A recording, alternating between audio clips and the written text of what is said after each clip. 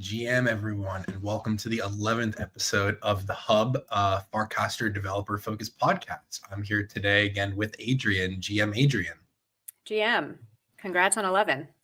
Thank you. Here's to 11 more. Last time we were together, I congratulated on 10, but it was actually 9. And you hit 10 when I was on vacation. And I'm realizing I think we probably didn't actually upload it everywhere to all the streams. So I'm going to get that done today if it hasn't all happened good. Yet. We'll make sure that we get the good news out to the people. I saw a couple people casting about it too, which was pretty nice. Like shout out Samuel Huber, who had some nice words. So that's definitely good. It's good to just like keep the consistency up and fun to share this news. We have some good stuff to go over this week. Yeah, it's good content too. I saw someone, I think Mark Fishman, asking if our bot had access to the Hub transcripts because someone had a developer question about Farcaster. So I told him not yet, but we'll get there. That's cool. I'll have to look into that. I have a question for you about the bot as well that I can ask you later. But very cool. Let's get into the news and we'll chat about that.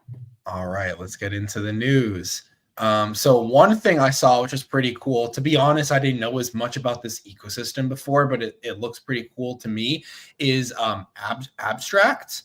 Let's see if I can find it on X, because I think that's where they did the launch. Actually, it might just be a little bit easier, but essentially Abstract, they are a EVM L2, I think. They launched this thing called the Global Wallet. It essentially, you sign in with your email. There is an embedded or server, some sort of backend wallet created, and then an entire ecosystem of apps that can use that same wallet. Which I guess the comparison for Farcaster would be that Frames can use this same wallet that you're already authenticated into in the client. But the difference here is that this is an entirely new wallet that's created for you. You're just logging in with your email, at least from what it seems. And it does seem like there's more to this, and I'm kind of just glossing over the high level details. But it did look pretty clean from the launch, and it does seem like they're aiming for a more consumer launch that meets more people. Breaking news. So you haven't done a code review. You haven't done a code review on what's actually happening in the back end, I guess. I have not done a code review yet. I saw a little bit of the launch. I saw this thread from the Privy team, who I think they're working with, or yeah. That's what I was going to ask, because Privy's obviously done a lot with embedded wallets and helping make, I think, crypto just way more accessible to consumers. So my first thought when I saw Abstract announcement was this a Privy competitor? But sounds like Abstract's doing more of the front end and Privy's on the back end. I actually haven't read this thread yet, so. Yeah, I mean, I guess that's what it seems like here. Like it just says Abstract's global wallet is built with Privy. Users onboard once, fund their wallets, and then carry assets and identity across apps. So yeah, like that does say like protected with Privy. So you'd have some sort of login and then approve. And then that app can kind of just use that wallet. So it's like a global wallet powered by Privy, it seems, for their entire app ecosystem. Cool. Yeah, so that's cool. I definitely need to check that out more. How many embedded wallets do you think you have? Oh man, I don't know. Like at least 10. Yeah. Do you keep track of them? Not at all. Not with the smart wallets as well. There's just too many. But it's I try and not. Yeah, I try and not keep straggling assets. You know. Yes, but it's like and you know what? And now am I getting confused between smart wallet and embedded wallet? Are they the same? I think embedded wallet is like the app creates a wallet for you, and then smart wallet is like the Coinbase products. I think other people can make smart wallets. I think it's just built like a AA wallet, essentially. Maybe there's probably a little bit more to that, but yeah. I should know this better, but I woke up on the wrong side of the bed today, and I don't remember. And clearly, it's not immediately accessible to my brain. We're still in very early stages. Like I think it's just going to move to a world where like you have wallets that are created on some sort of backend, and then you have like issuers for those wallets and passkeys to access the wallets, but Mhm. all this embedded, like everything seems like it's getting a lot more seamlessly connected together. Yeah. I mean, on the one hand, I like the embedded wallets because I like the almost like the safety and partitioning of things. On the other hand, I hate it because then you have assets and, um, kind of the assets you own dispersed everywhere, and I don't have like the single view into um, kind of the crypto assets I have, let's say. But it's interesting. I'm happy. I'll be excited to see. And I guess I don't know that much. They're specifically talking about abstract apps, and I'm not sure we know what all of those are yet, right? Yeah, What it means exactly. to be an abstract app, but generally, when I see Privy involved in something, I think it's usually a legit good project and Yeah, consumer focused. no, for sure. And the design look nice, and definitely agree with that sentiment. Cool. Well, one personal shill, I'm not going to give too much information yet, but hopefully some of you responded to my poll if you are interested in hacking at FarHack this year. Yeah, not much other information I'm really going to share right now, but definitely reply to the poll if you haven't. I'm not sure if it's still open. Oh, I guess poll ended right there, but hopefully a lot of you did reply to it. We'll have more info soon, some more ways to engage, and get ready to hack. I'm sure the meta is going to change 30 times between now and when something happens. I'm excited. Dylan, how old were you when you went to your first hackathon? Um, so I mean, there was like one at my school when I was 13 or so, but it was more like a coding expose. First like real hackathon, maybe like 18. What advice do you have for people who have never hacked but might be interested and they don't know if they should join a hackathon? Well, I think like the one thing is lead with like if you can have the enthusiasm and understanding of like some part of the idea or some sort of value add, then you can stand out because you never know. Like in these hackathons, there might be someone who's the engineer who's like the back end whiz kid, but then when it comes to presenting the project, he can't get a sentence out or he can't do the front end or whatever. So like there's all these different ways that you're gonna find value add, and especially if you're like enthusiastic and can understand it, and like that just goes for stuff in general. And then also now with AI, there's so much that you can make on the fly that you can learn in a couple days and then be confident going into a hackathon. Like the landscape has just changed so much, so take advantage of it. Like there are even I saw like Vercel now, they even do these like 2-hour hackathons where people from all different skill levels go, and people are making really cool apps in 2 hours, and they're like powering with NVIDIA for the hackathon. So I think it all goes to show like how much is possible today. That's incredible. I remember I used to work somewhere where it would take 2 days for like a new developer to build the app on their machine. Like Oh, that's crazy. get all the dependencies, set it up, like actually install the requirements and like have it running locally so that they could write one line of code. Oh. Well, I will say in a lot of cases, builds and all that stuff can still be quite annoying in coding, but obviously it's gotten a lot better. And when you're stuck, you just throw it in ChatGPT or DeepSeek. Or You guys, yeah, the kids have no idea these days. It's so much easier to yeah, it's deploy. crazy. It's crazy. Have you been using DeepSeek, by the way? No, have you? I have a little bit. I need to. I want to use it a little bit more on Perplexity, so I make sure I'm using a US hosted version of it. So Hmm. just to like for the data, like I think as a quick aside, it's so funny. Like people are so up in arms about having TikTok on the App Store, and now we have DeepSeek as the #1 app on the US App Store. Um, but that's a whole other convo. But yeah, I mean, it shook up a lot of the markets yesterday. The reasoning behind it, I think, is actually really good and fast. So it's cool. And the fact that they did it for like $5 million in 2 months is kind of crazy. Amazing. Yeah. I heard that Ben Thompson's Stratechery has like an excellent write-up, and Oh, that's on my list of things I want to read this week.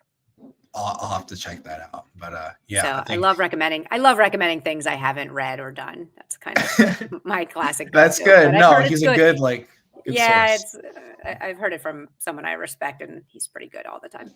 So All right, nice. I will check that We'll out. trust that. Awesome. And I guess the DeepSeek, like on the App Store, that is one that they've put out, and that's the one that's kind of the servers hosted in in the People's Republic of China. Is that right? And then, but the open source model, there's going to be kind of wrappers on top that are people like hosting the elsewhere the open source code. Yeah, so Is that what either people you have the can choice of? Yeah, so either you can run it on your machine, like there's this really good app called Olama, and it's like an easy way for you to download AI models, whether it's like Llama, etc. And it already works with DeepSeek. And there's like a bunch of different weights, like sizes of the DeepSeek model, like 1 billion parameters, 6, 7, all the way up to like 100 billion. So you could even like choose a small one and run it on a small MacBook Pro or MacBook Air. But so that's one option. And then there's a bunch of like chat apps now where you can just like paste in the local URL of your AI and just like talk with it. But then the second is there's a bunch of, since it's open source, there's a bunch of like US based providers that host it. So like Perplexity, for example, they host DeepSeek R1 on US servers. There's a company called Fireworks, which is like an AI provider. They host it.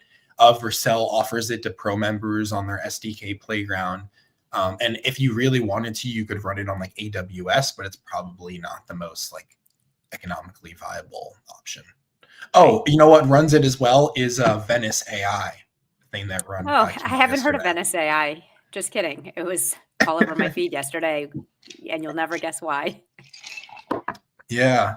No, that one's interesting. That's one I was going to add to the list, but I'm like, I don't know much about the token stuff other than that they maybe like whitelisted certain Farcaster base adjacent communities. Coinbase is trying to get faster with their listing process, and they're like already listing the token. You can pay with crypto. It's obviously Eric Voorhees. The site it's okay. Like it's nothing crazy. Let's see. Chat.venice.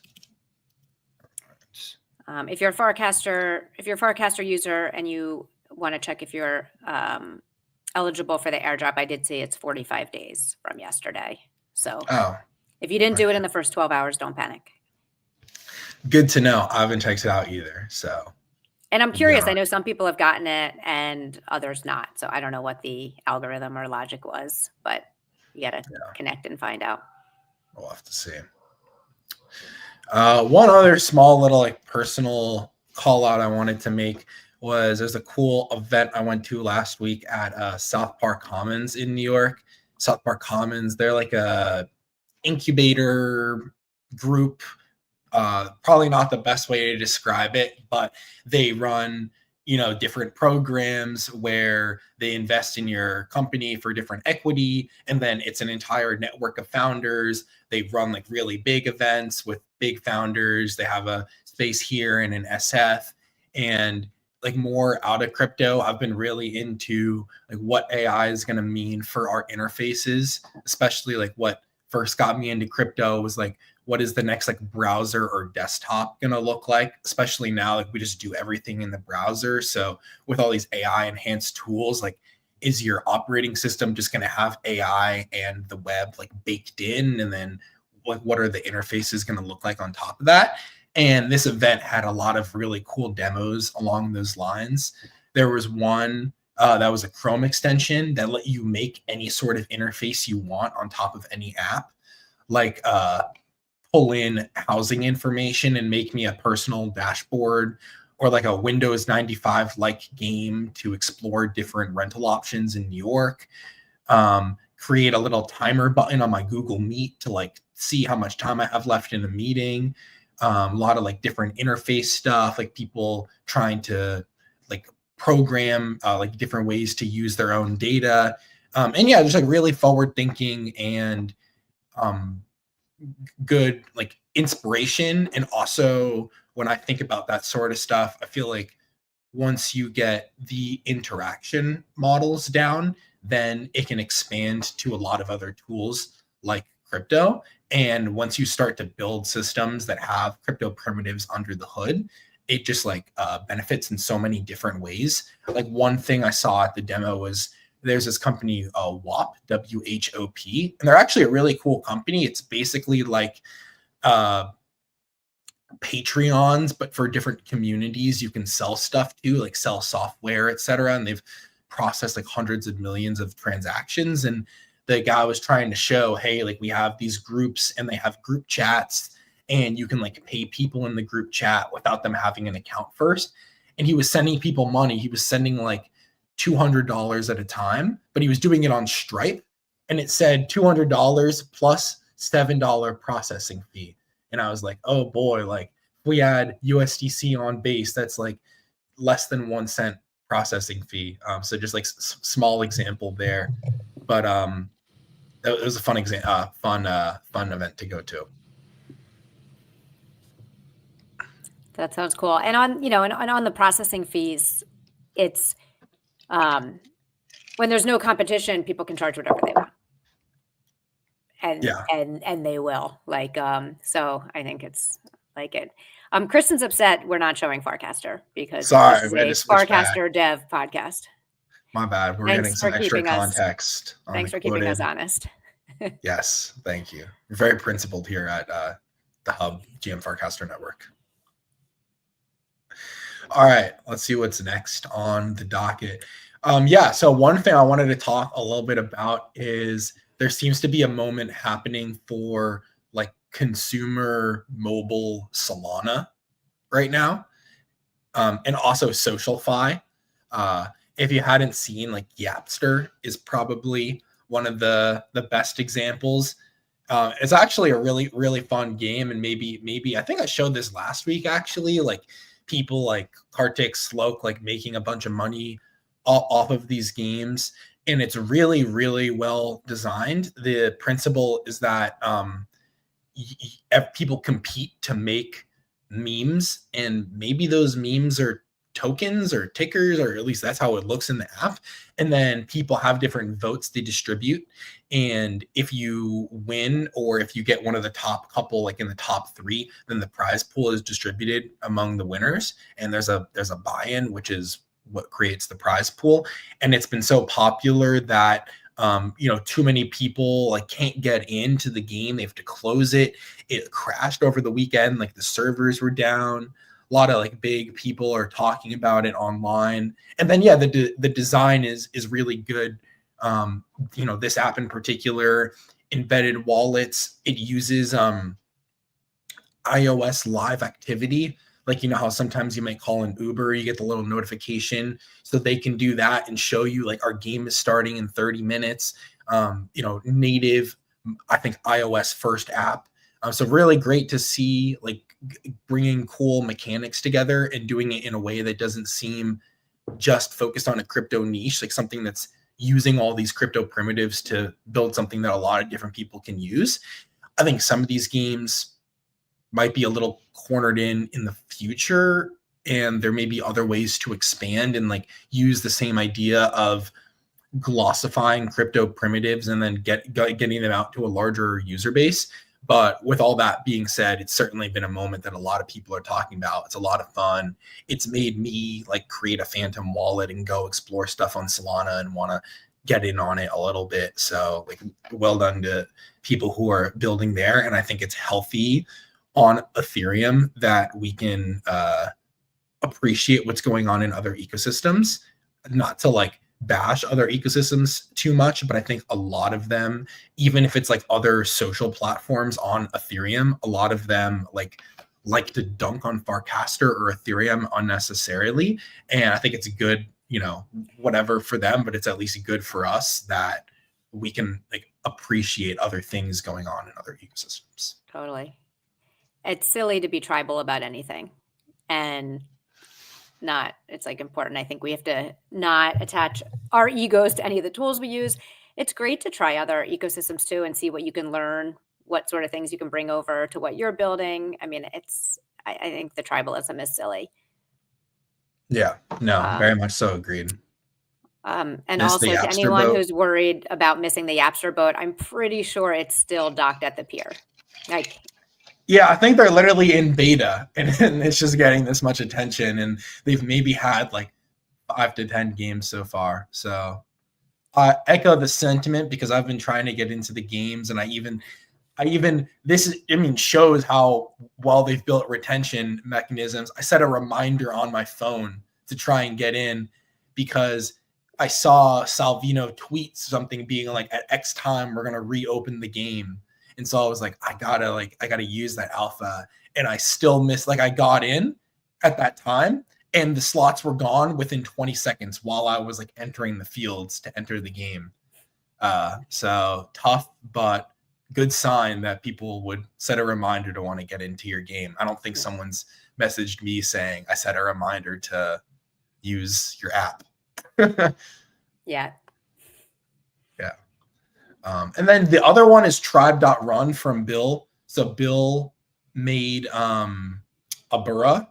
The design for tribe.run is really sick. It's like all Windows 95, and it's kind of like a friend tech group chat on a bonding curve mechanism, except there's also the live streaming aspect of a Burra built in. And there's a lot of big crypto Twitter people on it, like Imran, Frank, FaZe Banks, Mert, Thread Guy, like all these different people. So it's like a little bit of a different sector. But people are saying really great things about this too. The design looks well done. It's another embedded wallet situation. And yeah, I'll have to look into it. But seeing good things, and really interesting that Bill seems to be like staying in a very similar space and learning different lessons with the same like core tech and maybe principles, and just trying to like evolve along the way. So that's cool to see. Very cool. Nice. All right, so that's our little Solana section for today. The other thing here from Jason is it looks like there is going to be a pre-sale and launch of Moxie AI agents. The thing that caught my eye, I guess I can't find it right now. Here we go. Something about making a marketplace for tokenizing ELIZA plugins. I think, and for those of you who don't know, ELIZA is like this AI agent framework that AI16Z famously uses. I think that is neat, like tokenizing that sort of stuff. To be honest, I'm not exactly sure like what the main point of the agent is supposed to be doing. Like, is it buying my fan token overnight? Is it just helping me buy it instead of me going to the wallet? But it does seem like they've been working on this for a while. And as Jason alludes to in the thread, Airstack and Moxie have had some AI infra for a good bit. I remember at least like 2 years ago at this point, they launched their GraphQL dashboard, and they had a little AI section where you could type in a little query and it will be like, get me all of Adrian's NFTs and casts and whatever. I remember that. Yes. Yeah. So like do they have natural language search for Farcaster stuff? They did. I don't know if they have all of it anymore, but I think Jason was trying to highlight it to say like that they've had some of this infra for a while and that can help them with this. So yeah, I mean, Jason's a great builder, so I'm curious to see. And Jason, if you ever want to come on and talk about it, it's a good show to do so. All right, that is the Moxie update. One other thing, this was kind of just like a thought of mine, was I think a lot of really great apps are getting better at like connecting Farcaster with what you're doing on chain. But I'm curious if people are thinking about like what the surrounding layers are. For me, for example, let's just talk about like a token. When I'm trying to see if I should like buy a certain token, again, like not financial advice, just like walking through a process, I would want to see, are people around me talking about it? Are they talking about it on other platforms? Are there big whales or pump and dumps or big liquidity providers that would make me bullish or bearish on getting into the market? But if I Dylan, can you summarize what you casted or read your cast for people who don't see the Sure. screen? Yeah, I'll read it really quickly. So it says Okay. like Farcaster based on-chain apps are getting a lot better, but there's still some cases where I want to more easily see what's happening related to a token. Curious if anyone's building for this problem. A couple things I think could be in the solution are like combining multiple platforms for references. X I think is a big one because there's just like much more volume of stuff going on. Filtering by your friends. Apps like Friends and Interface are good at this, especially because it's a group chat. So there's extra alpha of someone who's in the know, maybe just messaging you. Summaries of large transactions or overall context, like, hey, there's a scammer, there's a big LP, so the market's going to stay stable for a while. There's a pump and dump, or any other signals that would make me, likely to buy and sell a particular token. I don't really know what that amounts to, but I think it's like there's like this extra context, and sometimes you can like pry it out of people or get an answer in a group chat, but all of that data is available. And I don't necessarily think that you have to be like a pro token watcher or trader to want that information. So I just kind of threw it out there to be curious if other people were building on it. But I also wonder like if that's just some other people's process anyways, whether they're building for that or not. I didn't get much response, but maybe people see it from this. What do you think of the new ticker search on Farcaster? I think it's good, but I think the Farcaster cast search that accompanies it isn't that great. And it doesn't actually surface, like, if you just take search from meaning type in a term like on-chain apps and then show me all of the casts where the phrase on-chain apps show up, I don't think it fully does even that. Like, it's like showing every single literal reference. I think in that case is a little more helpful. Like what I do, what's great about X is how fast real-time search is.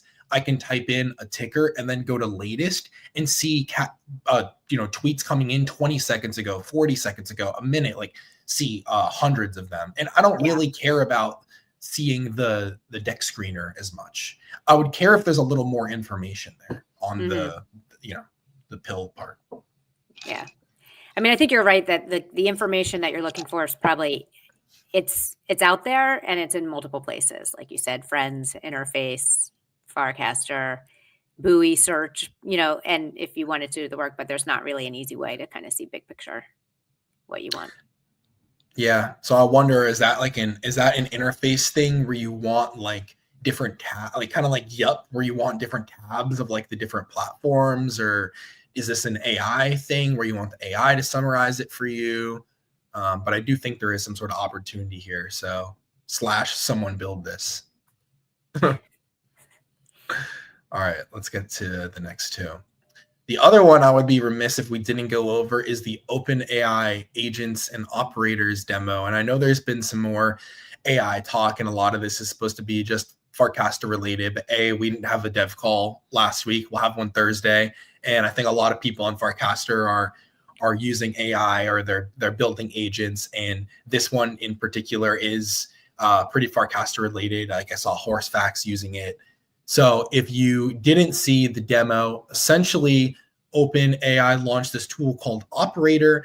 Operator is a version of their AI model that can use a headless browser, basically like a virtual computer running something like Linux that has a version of Google Chrome open, and then OpenAI can give it a prompt like look for the reserve button, and then it can parse through all the HTML, find the element with the reserve, click it. Like a lot of that browserless automation would happen behind the scenes, but in this case, the AI is like on the fly choosing which elements. So some examples here are like reserve a table for me at 8 p.m., find the most affordable passes, and then one Farcaster one, which was slightly slow but worked on the first try, and Horsefax did, is interacting or either interacting with a V2 frame or casting. I forget which one, but Horsefax was able to make it work directly.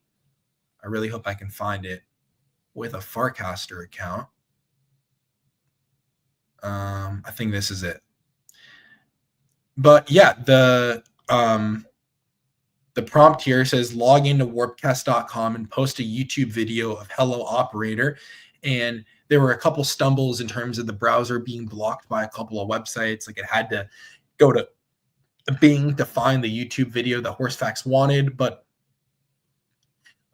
he was able to work through roadblocks. So like, for example, it got to this login with email and he said, oh, can you log in with phone instead? And then he was able to scan the QR code and log in with the second Hello Operator account. And then it was able to do the rest. And here's the Hello Operator account, casting it out, which again, I know it's a little bit slower, but the fact that it can already do that on the first iteration with all of these kinks still in the system is really cool. And I think just like shows that for people who are already building agents, I think they're going to continue to like want to double down on that. And for people who want to hack on this already, there is already an open source version of this called Open Operator. There is this company I've been following for a while, which is really cool, called BrowserBase. And they basically offer headless browsers like the one you just saw, tailored for AI agents. So doing things like scraping, interacting with websites. And literally within one day of Operator being announced, they built their own open source version called Open Operator. So we can say, like, did the Celtics win last night? And in real time, it's going to open the browser. It'll navigate. It'll determine which website it can go to. And this repo you're seeing, you can entirely clone, paste in your API key, and like modify it entirely how you want. Which is already pretty crazy that it's out in a day. So you could even see if this helps you with your GM Farcaster bot or just with asking questions or this is really cool. But yeah, it's pretty crazy. I can definitely link this in the show notes. Let's see. Yeah, here we go. So it already completed the task. It said right here, the Celtics did not win, indicates that the Celtics lost their game last night, which is unfortunate, but got the answer. Sorry, Boston fans. How about if the Celtics won last night? If the Celtics won last night, go book me some tickets for the next time they are playing the Knicks at the Garden. Oh, book me tickets for the next time the Celtics play the Knicks at MSG. Let's see. We'll give it a little bit. Ticketmaster is a well-known platform for purchasing tickets. It would be a direct and reliable source. I like that it has the reasoning. Oh, okay. So you see a lot of these sites, your browsing activity has been paused. Yeah. Starting to block the agents. All right, we can go to that later. But yeah, really cool. You should check out both of these. And then, yeah, you can fully just fork this repo. We'll link it in the show notes. So you should check it out. Here's an example. Someone gave it information asking it to create a meme, and it opened image flip and created a meme. Yeah, I mean, it's just going to get so much faster, so much better. Yeah, it's crazy. It's crazy. All right, the last big one that we have for today is, I'm sure, the short scene around the crypto Twitter universe. Sure, a lot of you have seen this short from Jesse about getting people on chain, which I do think is like very like it's good to have this sort of content to actually bring people in on the streets to show, hey, we're doing all these different wide-ranging initiatives to get people in. And for those who don't know, the burner card, which I actually happen to have one right here, but the burner card that he's giving out is really cool. It basically, let me see if I have an open one. It basically looks like a mini like credit card. It is an NFC Ethereum wallet, which what I wish it was is I wish it was a disposable like credit card that used USDC. I think there are a couple companies starting to do that now. That would be even more powerful. Like what if I just loaded it with USDC and I said, hey, at the same time, you can use this to buy your groceries and you can also buy meme coins or whatever. Like that is where it's getting to. But even just this, like the onboarding for this is really slick. You're able to preload it, so you can just hand someone the card and then they're tapping it and it has a little like website for it and everything. But it got a lot of traction just because it was like Jesse trying to do something new. And a lot of people were like, hey, like you have to describe it different, which I really hope they're not trying to dunk on Jesse, because he's just like, if anyone, he's done so much to try and help, and he's just continuing to try and help and spread the message. But I do think it opened up like really healthy conversations about how we can say this to people, because I think what he said in the video is like, hey, excuse me, like, do you want to get on chain? Like, we have this magic internet money. And so I think people are just thinking like, well, what are the different ways to say it? Because you certainly don't want to say that, you know, sit there and say, well, there's this blockchain money and it's on a layer 2 and that's Ethereum. But you want to find it in between, because you don't also want to just say, here's $50 cash, because if it's USDC, it has that same equivalency, but it's certainly not. So you want it in between, where the end result is that the person on the street groks it to enough of an extent. You know? Did you happen to see Afrochix's video that she did? So that's what I was going to show as well, as Afrochix's video was great. And yeah, we're not going to get, I don't think the sound's not coming through. Oh. But we can. We'll link it. Check. But basically, I mean, she's going up to people, right? And by the way, anyone walks up to me and asks me a question on the street, they're getting the hand and I'm walking away. Like, I don't. Yeah, happened to me yesterday. Someone's like 2 minutes of your time. No, I don't have a second for anyone on the street. But the way she did it, she's literally handing, like she has cash in her hand, right? So it was like 10 pounds or mystery gift. And some people took the 10 pounds, but the mystery gift, it's like, oh, that's fun. Like and that got people's interest. Like, oh, it's a little game. And then, so people opened the mystery gift and it was some crypto. And she's like, here's it. And it wasn't, do you want to get on chain? It's here's also 50 pounds worth of crypto. And let me show you how to get it out. Then she followed up with an offer to like, hey, by the way, like if you need help as you're doing it, email me. Like she's really kind of educating as well. She did a fantastic job with her video, I thought. Yeah, that's awesome. I think we're getting closer and closer to some sort of moment where there's going to be like a lot more people understand meme coins, but I think the larger unlock is when people get like this just like this global economy. I think is the main thing, like this global decentralized, always open, permissionless economy. Yeah. My feeling yes. Also with crypto is, you know, it's like, obviously I hang out with a lot of people across different generations, and it's just the younger you are, the more likely you are to hold crypto, even right. And you know what it is, you hold it. So even if you're not like super passionate, you may have, you know what it is, you're more open to it. You have something, maybe a Coinbase account, and you're more digital. So it's, I guess I'm not really wanting to say it's inevitable without us doing work to bring people on, but it feels like it's going in that way. Yeah. Hopefully. Do all of your friends have crypto, Dylan?